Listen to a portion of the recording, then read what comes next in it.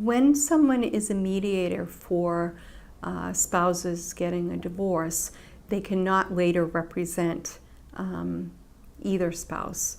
And that can also happen in the reverse. Sometimes we will be representing somebody and they'll say, oh, my spouse has seen the light, they want to go to mediation, can you do the mediation now? The answer to that really is no, because that's a conflict of interest. You have represented this one spouse, and so you can't then say I'm representing both spouses.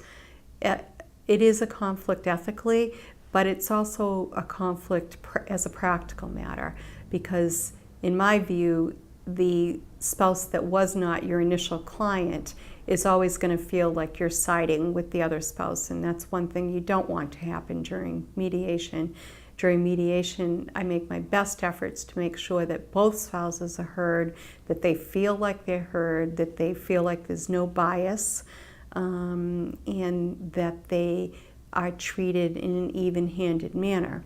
And to that end, for my mediation participants, a general rule that I use is that if either party is going to communicate with me, they need to do that in the presence of the other spouse, whether that be physically, on the phone, or by email. So if it were email, they would copy the other side, and so wouldn't my response. If it were by phone, we'd set up a telephone conference where both could be participants. And obviously, if it's in person, they would both be in the same office with me.